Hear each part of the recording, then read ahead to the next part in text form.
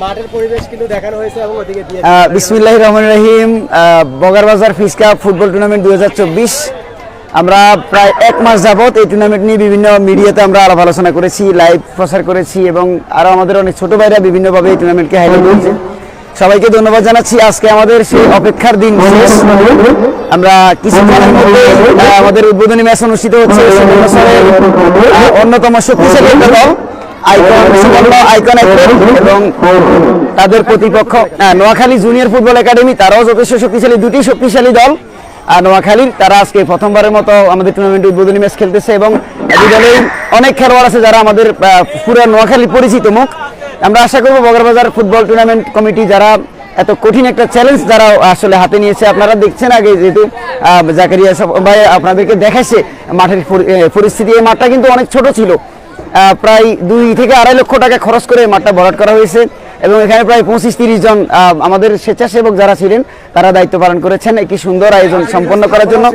এখানে স্থাপনাগুলো সরিয়ে নেওয়া হয়েছে অন্য পাশে এবং স্ট্রংলি ওনারা একেবারেই সুন্দরভাবে খেলার পরিচালনার জন্য যতটুকু প্রস্তুতি ওনাদের দরকার ওনারা ওইভাবেই 24টা দল নিয়ে, আমাদের সুবর্ণচরের ইতিহাস কিন্তু এটা, 24টা দল নিয়ে কোনো টুর্নামেন্ট হয় নাই। ওনারা ইচ্ছা করে আরও দল বেশি নিতে পারতো, আমি যতটুকু জানি 28টা দল ছিল, 4টা দল কমানো হয়েছে। প্রায় 1.5 মাস বা 2 মাসের মতো সময় লাগবে টুর্নামেন্ট শেষ হতে। আমাদের যদি দৈর্ঘ্যের হিসেব করি তাহলে নিঃসন্দেহে এটা একটা বড় টুর্নামেন্ট হতে যাচ্ছে এবং আমাদের দর্শকরা যে আশাটা ওনাদের ছিল এই টুর্নামেন্টকে ঘিরে, ইনশাল্লাহ আবহাওয়া যদি ভালো থাকে অনেক বড় একটা আয়োজন হতে যাচ্ছে। আর এপাশে আমাদের বিএফি গ্যালারি আছে যেখানে বিএফি মেহমানরা বসতে পারবেন। এপাশে চেয়ার রাখা হয়েছে বসার জন্য, আর যারা রাস্তার পাশে আছে এখানে আবার গাড়ি পার্কিং এর ব্যবস্থাও করা হয়েছে বগারবাজারের পাশে। সবাই আসলে এর চেয়ে বড় প্রস্তুতি আর হতে পারে না, অসাধারণ একটা প্রস্তুতি। যারা পরিশ্রম করেছেন নিরলসভাবে তাদেরকে অনেক অনেক ধন্যবাদ জানাচ্ছি। আমরা যারা ক্রীড়ার সাথে যুক্ত আছি আমরাও আসলে এসে অনেক বেশি আনন্দিত যে এত সুন্দর একটা আয়োজনের সাথে আমরা সম্পৃক্ত হতে পেরেছি। আপনার মাধ্যমে সাদাশরীর সকল যারা আমাদেরকে দেখছেন সবাইকে ধন্যবাদ জানাচ্ছি। আমাদের জন্য দোয়া করবেন যেন একটা সুন্দর টুর্নামেন্ট এই সুবর্ণচরকে যেন একটা ঐতিহাসিক টুর্নামেন্ট উপহার দেওয়া সম্ভব হয় বগারবাজার ফিস কাপের মাধ্যমে। ধন্যবাদ সবাইকে। অসংখ্য ধন্যবাদ কাজল কালো ভাই। আজকে আইমান আল সাদিক, এই যে আইমান আল সাদিক আছে, আইমান আল সাদিক সবাইকে সালাম দিচ্ছে। আমার আঙ্কেল যা বলে তা বলিও, বলো আপনি প্রশ্ন করেন। আইমান আল সাদিক, তুমি কেমন আছো? আলহামদুলিল্লাহ। তোমাকে কিন্তু অনেকদিন সাদাশরীর মাধ্যমে কিন্তু অনেকে দেখছে না, অন্যভাবে দেখছে এবং আজকের এই উদ্বোধনী ম্যাচ শুরুর আগে বর্তমান পরিবেশ থেকে তোমার কাছে কেমন লাগছে?